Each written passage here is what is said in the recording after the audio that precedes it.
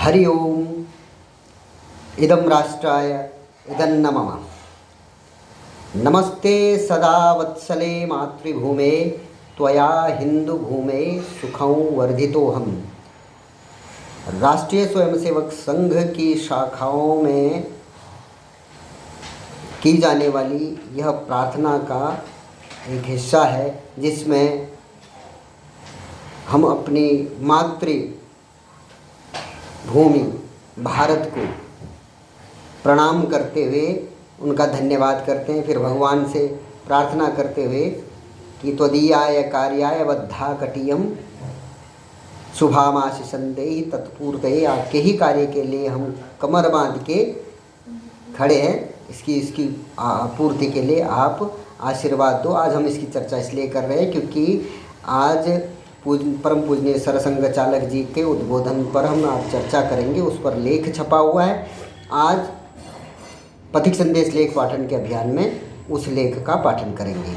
इससे पहले हम लेख पाठन में आगे बढ़ें, आपसे अनुरोध है कि इस पोस्ट को लाइक करें, इस चैनल को सब्सक्राइब करें और राष्ट्रवादी पत्रिकाओं के लेख पाठन का और राष्ट्रवादी पत्रिकाओं और पुस्तकों के पढ़ने के आह्वान के साथ जो अभियान शुरू हुआ है, इस पर आपका समर्थन भी मिल सके और हमारा उत्साहवर्धन भी हो सके। आज का जो लेख है वो है विजयदशमी का उद्बोधन, जिसमें ये वार्षिक एक कार्यक्रम रहता है विजयदशमी उत्सव का। परम पूजनीय सरसंघ चालक जी उसका उद्बोधन करते हैं और वह एक तरीके का पॉलिसी स्टेटमेंट आप कह सकते हैं, वो संघ का होता है। तो डॉक्टर मोहन भागवत जी ने क्या कहा है उस पर पहले लेख पाठन करते हैं, फिर उस पर चर्चा करते हैं। चर्चा के लिए कोई खास इसमें है वो नहीं है, क्योंकि स्वयं स्पष्ट उनकी भाषा शैली है। लिखते हैं, असंगठित व दुर्बल रहना यह दुष्टों को अत्याचारों के लिए निमंत्रण देना है। डॉक्टर मोहन भागवत। राष्ट्रीय स्वयंसेवक संघ के परम पूजनीय सरसंघ चालक डॉक्टर मोहन भागवत ने कहा है कि असंगठित व दुर्बल रहना यह दुष्टों को अत्याचारों के लिए निमंत्रण देना है। नागपुर के ऐतिहासिक रेशमबाग मैदान में विजयदशमी उत्सव को संबोधित करते हुए बांग्लादेश में हिंसक तख्तापलट का जिक्र करते हुए कहा कि अभी अभी बांग्लादेश में जो हिंसक तख्तापलट हुआ है उसके तात्कालिक व स्थानीय कारण उस घटनाक्रम का एक पहलू है, परंतु तद्देशीय हिंदू समाज पर अकारण नृशंस अत्याचारों की परंपरा को फिर से दोहराया गया है। उन अत्याचारों के विरोध में वहाँ का हिंदू समाज इस बार संगठित होकर स्वयं के बचाव में घर से बाहर आया, इसलिए थोड़ा बचाव हुआ।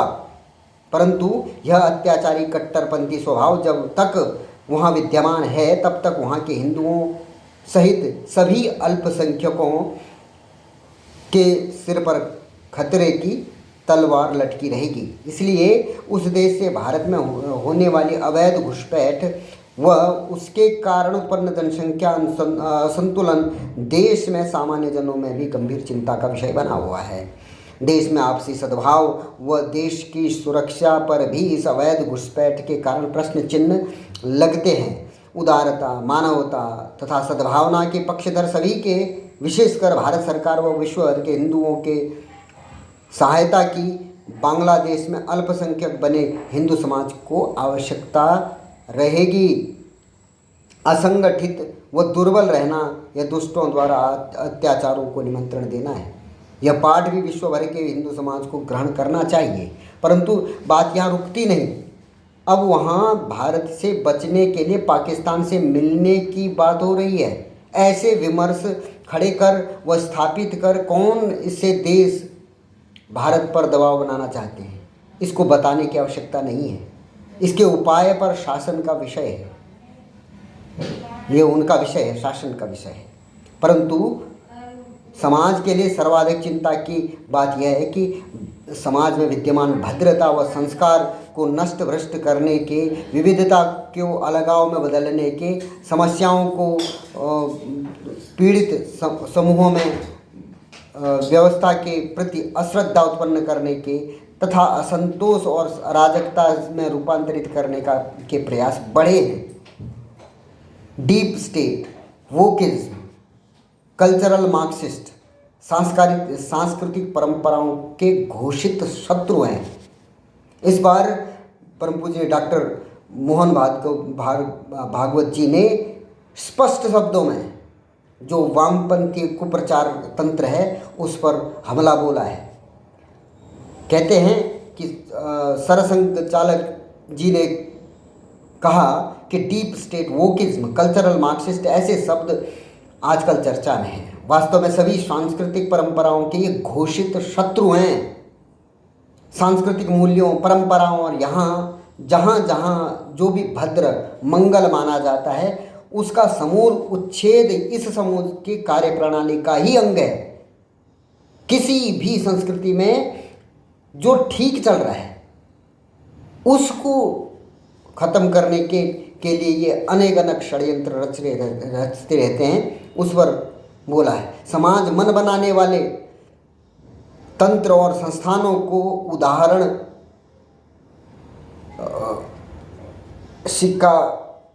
उदाहरण अगर हम लें तो शिक्षा तंत्र, शिक्षा संस्थान, संवाद माध्यम, बौद्धिक संवाद आदि अपने प्रभाव में लाना, उनके द्वारा समाज का विचार, संस्कार और आस्था को नष्ट करना, यह इस कार्यप्रणाली का प्रथम चरण है। एक साथ रहने वाले समाज में किसी घटक को उसकी कोई वास्तविक या कृत्रिम रीति से उत्पन्न की गई विशिष्टता, मांग, आवश्यकता अथवा समस्या के आधार पर अलगाव के लिए प्रेरित करना, उनमें अन्यान्यग्रस्तता की भावना उत्पन्न की जाती है। असंतोष को हवा देकर उस घटक को शेष समाज से अलग, व्यवस्था के विरुद्ध उग्र बनाया जाता है। समाज में टकराव की संभावनाओं को ढूंढकर प्रत्यक्ष टकराव खड़े किए जाते हैं। व्यवस्था, कानून, शासन, प्रशासन आदि के प्रति अश्रद्धा व द्वेष को उग्र बनाकर अराजकता व भय का वातावरण खड़ा किया जाता है। इससे उस देश पर अपना वर्चस्व स्थापित करना सरल हो जाता है। ये डॉक्टर मोहन भागवत जी ने उदाहरण देकर ये अभी तक घटित हो चुका है। इस कुतंत्र ने ऐसे कई देशों को समूल नाश कर डाला है, कई देशों की व्यवस्थाओं को छिन्न भिन्न कर डाला है। वो केवल इसलिए कि ये उसकी सत्ता के सिंहासन पर जा सके। और बांग्लादेश एक उसका नवीनतम उदाहरण है, परंतु वो एकमात्र नहीं है। आगे लिखते हैं कि संस्कार क्षय के कारण बढ़े अपराध।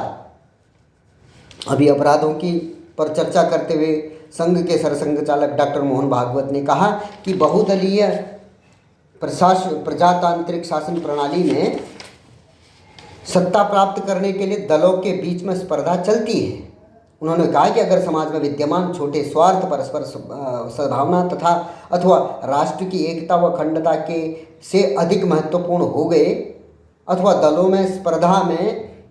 दलों की स्पर्धा में समाज की सद्भावना व राष्ट्र का गौरव व एकात्मता गौण माने गए, तो ऐसे दलीय राजनीति में एक पक्ष की सहायता में खड़े होकर पर्यायी राजनीति के नाम पर अपनी उच्छेदक कार्यसूची को आगे बढ़ाना इनकी कार्य पद्धति है। यह कपोल कल्पित कहानी नहीं बल्कि दुनिया के अनेक देशों में बीती हुई वास्तविकता है। संस्कारहीनता में बड़ी बलात्कार जैसी घटनाएं, संस्कार क्षय का ही यह परिणाम है कि मातृवत परदारेषु के आचरण की मान्यता वाले इस हमारे देश में बलात्कार जैसी घटनाओं का मातृशक्ति को कई जगह सामना करना पड़ रहा है। कोलकाता के आरजी कर अस्पताल में घटी घटना सारे समाज को कलंकित करने वाली लज्जाजनक घटनाओं में से एक है। उसके निषेध और तथा त्वरित व संवेदनशील कार्यवाही की मांग को लेकर चिकित्सक बंधुओं के साथ सारा समाज तो खड़ा हुआ, परंतु ऐसा जघन्य अपराध पाप घटने पर भी कुछ लोगों के द्वारा जिस प्रकार अपराधियों को संरक्षण देने के घृणास्पद प्रयास हुए, यह सब अपराध, राजनीति और अपसंस्कृति का गठबंधन हमें किस तरह बिगाड़ रहा है, यह दिखाता है। महिलाओं की ओर देखने की हमारी दृष्टि मातृवत परदारेषु हमारी सांस्कृतिक देन है, जो हमें हमारी संस्कार परंपरा से प्राप्त होती है। परिवारों में तथा समाज जिनसे मनोरंजन के साथ ही आने जाने अनजाने प्रबोधन भी प्राप्त कर रहा है, उन माध्यमों में इसका भान न रहना, इन मूल्यों की उपेक्षा या तिरस्कार होना बहुत महंगा पड़ रहा है। हमें परिवार, समाज तथा संवाद माध्यमों के द्वारा इन सांस्कृतिक मूल्यों के प्रबोधन की व्यवस्था को फिर से जागृत करना होगा। आज भारत में सर्वत्र संस्कारों की क्षरण व विभेदकारी तत्वों के समाज को तोड़ने के खेलों की परिस्थिति दिखाई देती है। सामान्य समाज को जाति, भाषा, प्रांत आदि छोटी विशेषताओं के आधार पर अलग कर टकराव उत्पन्न करने का प्रयास चला है। छोटे स्वार्थ व छोटी पहचानों में उलझकर सर पर मंडराते सबको खाने वाले संकट को बहुत देर होते इस समाज समझ न सके, यह व्यवस्था की जा रही है। जब तक बिल्कुल अंतिम बिंदु पर आ जाएं, तब पता चले कि हाँ, ये जो कर रहे थे, ये हमारा नाश कर रहे थे। ये इस तरीके से करते हैं कि जब उस बिंदु पर आके पता चलता है, जिसका नाश होना है उसको नाश होते समय पता चलता है, बिल्कुल जब वो अंतिम क्षण आ गया। इसके चलते आज देश की वायव्य सीमा से लगे पंजाब, जम्मू कश्मीर, लद्दाख, समुद्री सीमा पर स्थित केरल, तमिलनाडु तथा बिहार से मणिपुर तक का संपूर्ण पूर्वांचल अस्वस्थ है। कट्टरपंथ में वृद्धि, देश में बिना कारण कट्टरपंथ को उकसाने वाली घटनाओं में भी अचानक वृद्धि हुई दिख रही है। परिस्थिति या नीतियों को लेकर मन में असंतुष्टि हो सकती है, परंतु उसको व्यापक करने और उसका विरोध करने में प्रजातांत्रिक मार्ग होते हैं। उनका अवलंबन न करते हुए हिंसा पर उतर आना, समाज के एकाध विशिष्ट वर्ग पर आक्रमण करना, बिना कारण हिंसा पर उतारू होना, भय पैदा करने का प्रयास करना, यह तो गुंडागर्दी है।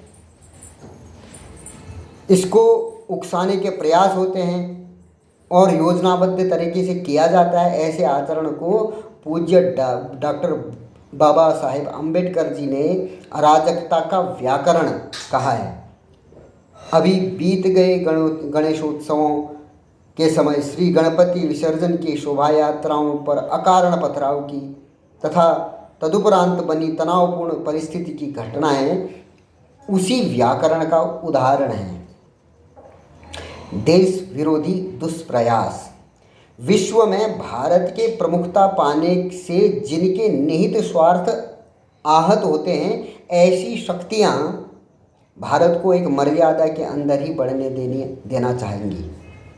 यह अपेक्षाकृत हो भी रहा है। अपने आप को उदार जनतांत्रिक स्वभाव तथा विश्व शांति के लिए कटिबद्ध बताने वाले देशों की यह कटिबद्धता उनकी सुरक्षा व स्वार्थों का प्रश्न आते ही गायब हो जाती है। तब दूसरे देशों पर आक्रमण करने में तथा जनतांत्रिक पद्धति से चुनी हुई वहाँ की सरकारों को अवैध अथवा हिंसक तरीकों से उलट देने से वे चूकते नहीं हैं। भारत के अंदर व बाहर विश्व में जो घटनाक्रम चलता है उस पर गौर करने से ये बातें सभी समझ सकते हैं। परम पूजनीय डॉक्टर मोहन भागवत जी का जो विस्तृत भाषण है वो rss.org पर आप जाके पढ़ सकते हैं। ये उस भाषण का एक छोटा सा अंश आपके सामने उद्धृत किया गया। अभी संघ ने अपने शताब्दी वर्ष में प्रवेश किया है, जिस पर प्रधानमंत्री जी ने भी बधाई दी है। तो जो डॉक्टर मोहन भागवत जी ने ये बातें जो बिंदु रेखांकित किए हैं, वह देश के लिए, हमारे समाज के लिए, हमारी संस्कृति के लिए ही नहीं, पूरे विश्व में सज्जनों को, सज्जन शक्ति को आगे बढ़ने के लिए आवश्यक हैं। इन बातों को समझा जाए। ये जो वोकिज्म, ये जो पृथकतावाद, ये जो अलग अलग तरीके के विघटनवादी विचार हैं, ये न देश का भला करती हैं, न समाज का भला करती हैं, न किसी अन्य देश का भला कर सकती हैं, किसी का भला नहीं कर सकती हैं। इसलिए मैं आपसे अनुरोध करता हूँ कि परम पूजनीय सरसंघ चालक जी के उद्घोष को आप लोग सुने और समझें। आज के इस अंक में इतना ही। पुनः किसी दूसरे अंक में पथिक संदेश पत्रिका के आपके साथ, आपके सम्मुख प्रस्तुत होऊंगा। तब तक के लिए धन्यवाद। जय श्री राम।